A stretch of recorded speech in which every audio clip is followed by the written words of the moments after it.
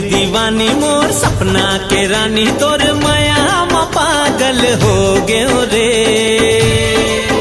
हाँ सुन ले दीवानी मोर सपना के रानी तोर माया म पागल हो गयो रे।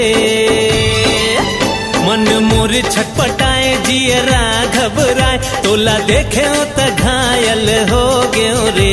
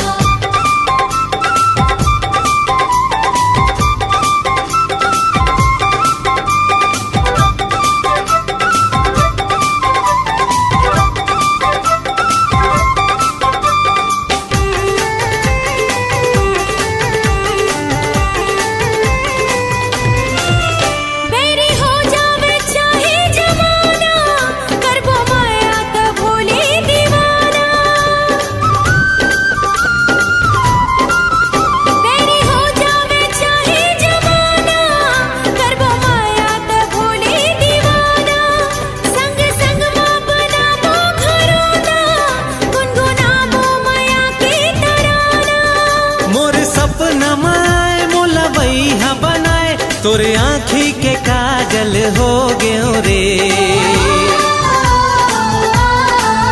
हाँ सुन ले दीवाना मोर सपना के राजा तोरे माया म कायल हो गयो रे। हाँ सुन ले दीवानी मोर सपना के रानी तोर माया म पागल हो गयो रे।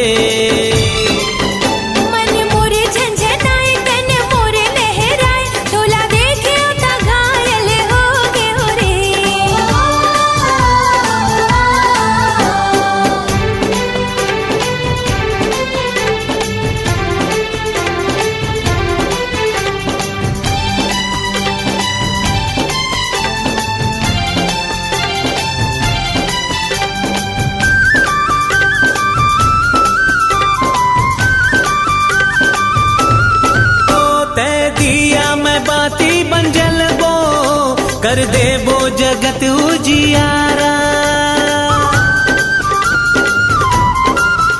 ते दिया मैं बाती बंजल बो कर दे वो जगत उजियारा।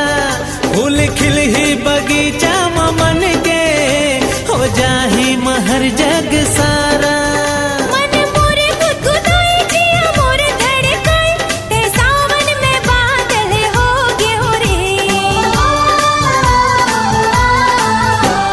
सुन ले दीवानी मोर सपना के रानी तोर माया म पागल हो गयो रे। हाँ सुन ले दीवाना मोर सपना के राजा तोर माया म कायल हो गयो रे।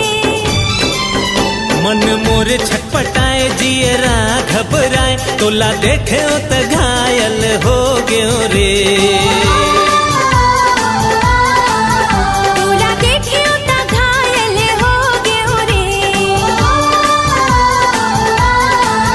तोला देखे त घायल हो गयो रे।